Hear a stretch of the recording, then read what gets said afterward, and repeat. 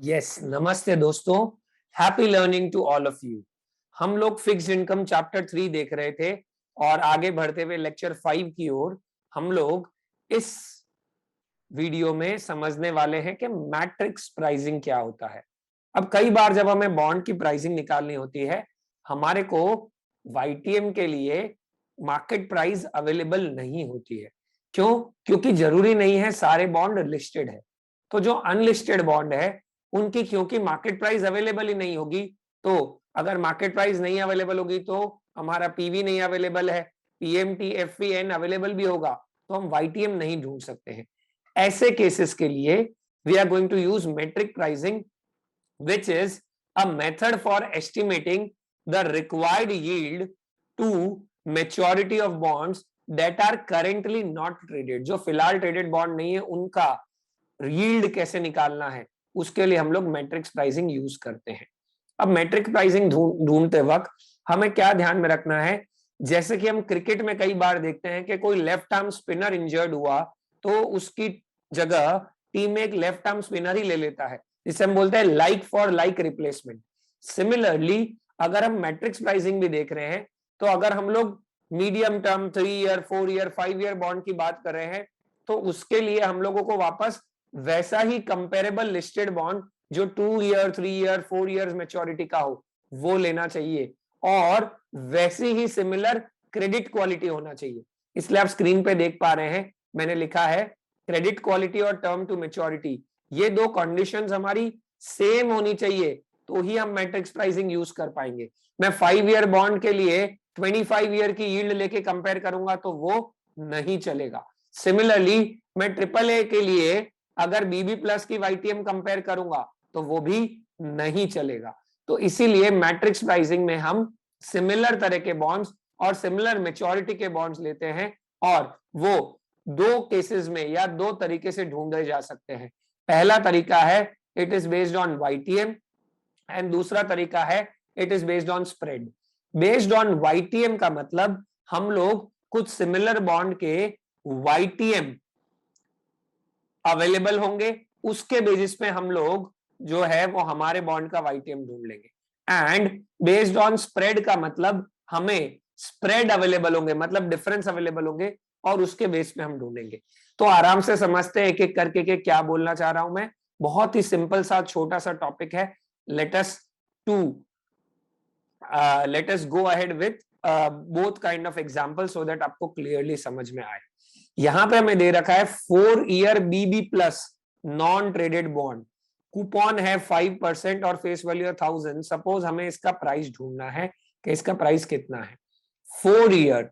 अब हमारे पास similar bond के लिए क्या ऑप्शन दिए हुए हैं, ये लिस्टेड बॉन्ड है, ये भी लिस्टेड बॉन्ड है, ये भी लिस्टेड बॉन्ड है।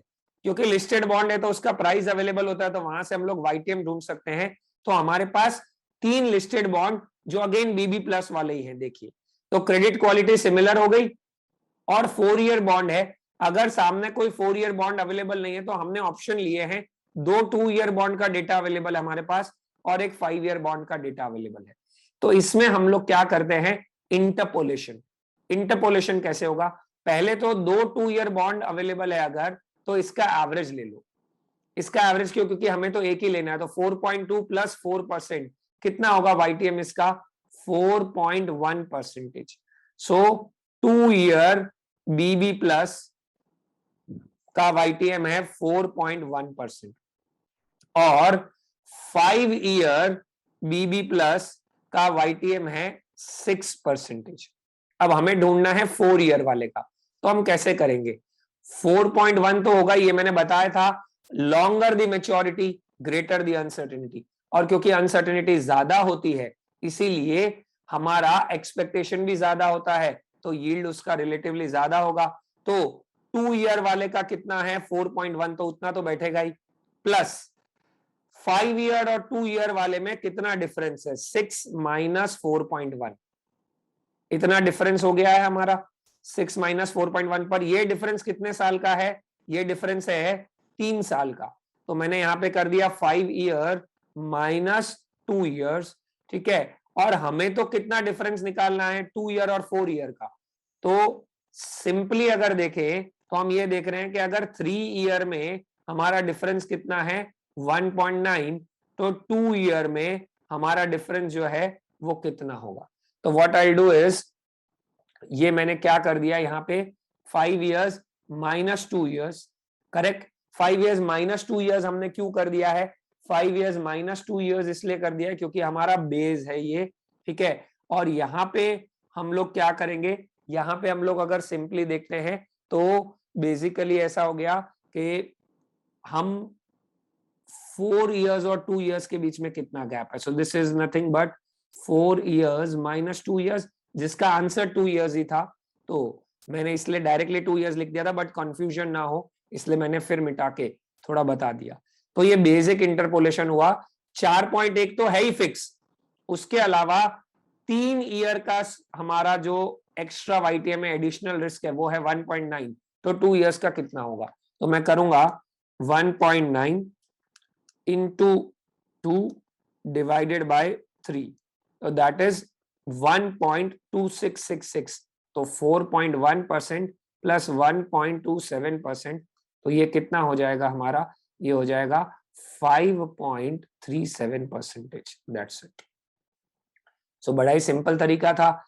सपोज इसकी जगह पे हमें 3 ईयर का निकालना होता, तो 2 ईयर का कितना आया था 4.1, 4.1 तो हम एज इट इज लेते ही लेते, ठीक है। और उसके बाद क्या कर रहा था, 3 ईयर का गैप है 1.9, अब हमें 3 ईयर बॉन्ड का निकालना था, 3 ईयर बॉन्ड का। तो 3 ईयर बॉन्ड का हम कैसे निकाल दे, 3 ईयर्स का गैप 1.9 है, तो 1 ईयर का गैप कितना हो जाता 0.6333, तो 4.1 प्लस 0.63 ऐड करते तो कितना आ जाता 4.73%।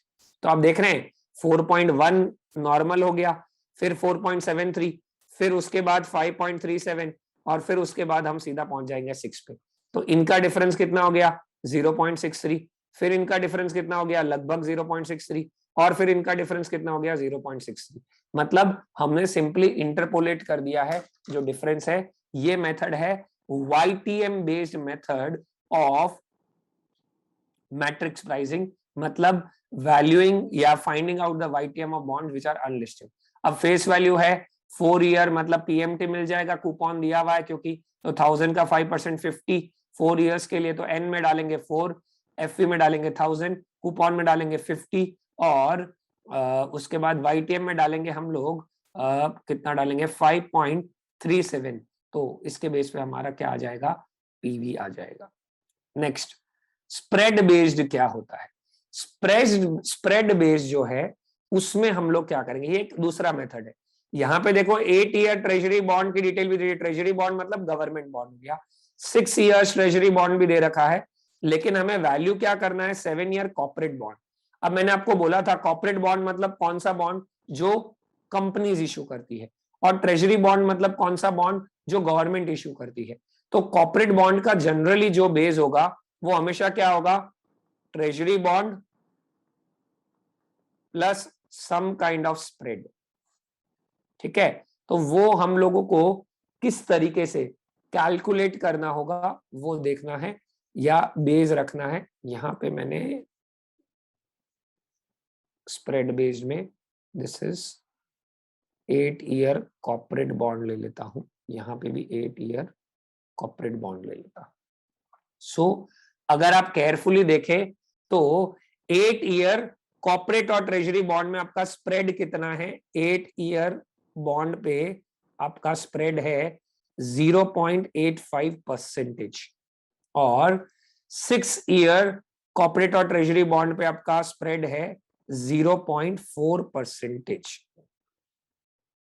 6 ईयर कॉर्पोरेट और ट्रेजरी मतलब ट्रेजरी कम रिस्की होता है, गवर्नमेंट और कॉर्पोरेट रिस्की होता है, तो थोड़ा ज्यादा स्प्रेड है। यहां पे भी स्प्रेड दिया हुआ है, तो एवरेज स्प्रेड कितना हो गया हमारा 0.85 प्लस 0.4 डिवाइडेड बाई 2, तो ये कितना हो जाएगा 0.625%। कितना 0.625%। ये हमारा नॉर्मल स्प्रेड है ऑन 8 ईयर एंड 6 ईयर के बेस का मैंने एवरेज ले लिया।